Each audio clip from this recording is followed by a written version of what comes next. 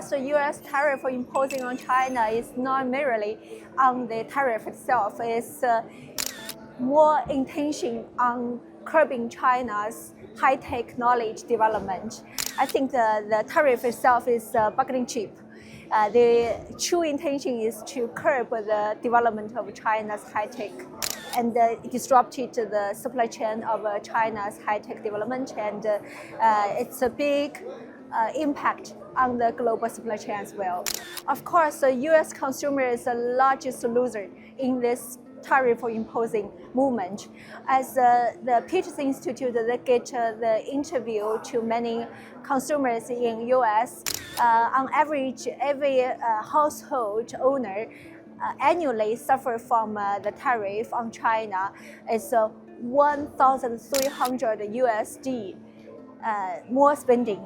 So China is the largest factory country. A lot of the life belongings, a lot of things produced by Chinese factories. Of course, the consumer in U.S.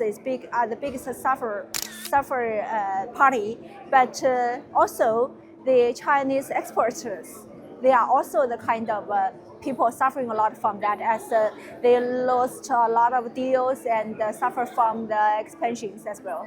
Yeah, actually, I'm so optimistic on U.S.-China relation, as President Trump and President Xi just met this year, and they suspend a lot on the tariff, especially like the chip making and other industries.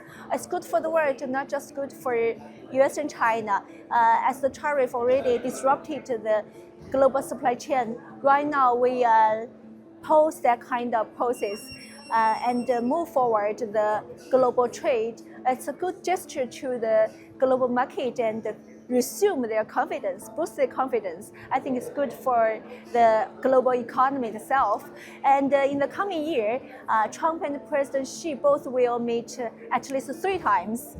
Next year, state visit in April to China, and the G20 in APEC. Both are the good occasions for both of them to conduct the state meeting.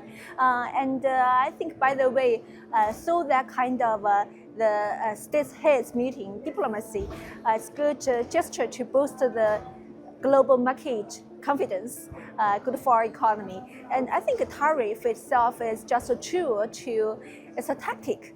I don't think it's a lasting peace or lasting approach to get the good bilateral relation. Right now, the U.S. just issued the National Security Strategy document, I think, which is much better from my interpretation than the version of 2017. This version of National Security Strategy is much more on the U.S. pulling back from China and pulling back from the traditional allies, return to the Western Hemisphere. It means they paid more attention on their homeland to sacrifice, to offer more opportunities to their domestic development and the American First initiative. So I think it's good for our bilateral relation. Right now, U.S.-China should keep their momentum to bring more peace and stability for the world. Right now is strategic stability rather than the strategic rivalries.